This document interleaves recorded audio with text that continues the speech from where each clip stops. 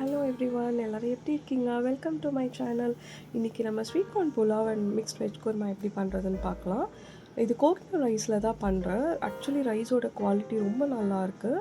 உதிரி உதிரியாக குக்கரில் பண்ணால் கூட சாதம் உடையாமல் வருது. ட்ரை பண்ணி பாருங்கள். அண்ட் இதுக்கு நம்ம குக்கர் வச்சுட்டு ஆயில் அண்ட் கீ போட்டுட்டு ஆல் ஸ்பைசஸ் போட்டுட்டு நான் இஞ்சி அண்ட் பூண்டு வந்து பார்த்திங்கன்னா குட்டி குட்டியாக சாப் பண்ணி போட்டிருக்கேன். இதுக்கு ஃப்ளேவரே இஞ்சி பூண்டு தான். இதுக்கு நம்ம பேஸ்ட் யூஸ் பண்ணக்கூடாது. இஞ்சி பூண்டு சாப் பண்ணி தான் போடணும். அது ஃப்ரை ஆனதுக்கப்புறம் கேஷ்யூ போட்டுக்கோங்க. கேஷ்யூ வந்து சாப்பிடும் போது நல்லா க்ரன்ச்சியாக இருக்கும். ஆப்ஷனல் தான், நீங்கள் போடணுன்னா போட்டுக்கோங்க, ரொம்ப நல்லாயிருக்கும். அண்ட் அதில் ஆனியன் போட்டுங்க. ஆனியன் போட்டு நல்லா ஃப்ரை பண்ணிக்கோங்க. இது கோல்டன் ப்ரௌன் ஆகுன வரைக்கும் ஃப்ரை பண்ணணும்னு அவசியம் இல்லை. கலர் சேஞ்ச் ஆனால் போதும். ஸோ அது நல்லா ஃப்ரை ஆனதுக்கப்புறமா அதில் வந்து பச்சை மிளகா அண்ட் கரம் மசாலா இப்போவே ஆட் பண்ணிக்கோங்க. ஸோ நம்ம இதுக்கப்புறம் வேறு எந்த ஸ்பைஸும் ஆட் பண்ண போகிறது கிடையாது. இதுக்கு ஃப்ளேவர் கரம் மசாலா போட்டுட்ருக்கோம். ஸோ அது நல்லா ஃப்ரை பண்ணிக்கோங்க. இப்போவே அது ஃப்ளேவர் ரொம்ப நல்லா உள்ளே இறங்கி நல்லாயிருக்கும். அண்ட் கர்ட் போட்டுக்கோங்க. கர்ட் ஸ்டார்டிங்கே நம்ம போட்டுருவோம். ஸோ நல்லா ஃப்ரை பண்ணதுக்கப்புறமா அதில் வந்து கொத்தமல்லி புதினா ரெண்டும் ஆட் பண்ணிக்கோங்க.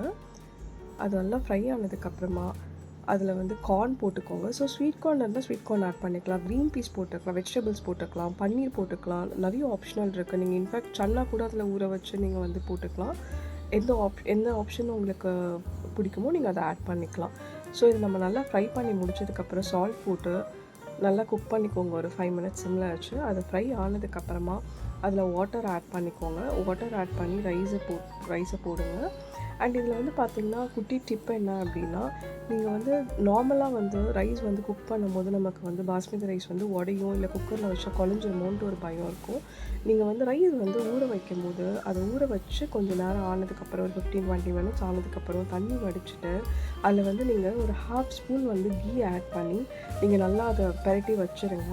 ஸோ அதை மாதிரி பண்ணி வச்சிங்க அப்படின்னா ரைஸ் வந்து உடையாது அவ்வளோ சீக்கிரத்தில். அட் த சேம் டைம் வந்து பார்த்திங்கன்னா உங்களுக்கு ரைஸ் வந்து குலையாமல் நல்லா உதிரியாக வரும் உங்களுக்கு. ஸோ நீங்கள் அந்த டிப் நீங்கள் ட்ரை பண்ணி பாருங்கள். நான் இதில் குக்கர் வச்சு நான் 3 to 4 விசில் இதில் வச்சு நான் ஆஃப் பண்ணிவிட்டேன். சாதம் பாருங்கள் எப்படி உடையாமல் உதிரியாக இருக்குதுன்னு சொல்லிட்டு பாருங்கள். இது ரொம்ப நல்லாயிருக்கும். நீங்கள் குருமா வந்து ப்ளெயினாக சாப்பிட்றதுக்கும் நல்லாயிருக்கும். நீங்கள் குருமாவும் ஆட் பண்ணிக்கலாம். ப்ளெயினாக சாப்பிட்டாலே ரொம்ப ரொம்ப நல்லாயிருக்கும். நீங்கள் குழந்தைக்கு பண்ணுறீங்க அப்படின்னா பச்சை மிளகா அவாய்ட் பண்ணிடுங்க.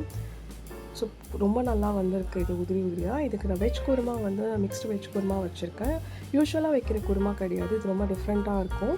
அந்த குருமாவோட ரெசிபியும் நான் வந்து ஆட் பண்ணியிருக்கேன் லிங்க்கில். ஸோ நீங்கள் ட்ரை பண்ணி பாருங்கள். ரெண்டும் எப்படி இருக்குதுன்னு சொல்லிவிட்டு எனக்கு மறக்காமல் கமெண்ட் பண்ணுங்கள். தேங்க்யூ ஃபார் வாட்சிங். Bye bye.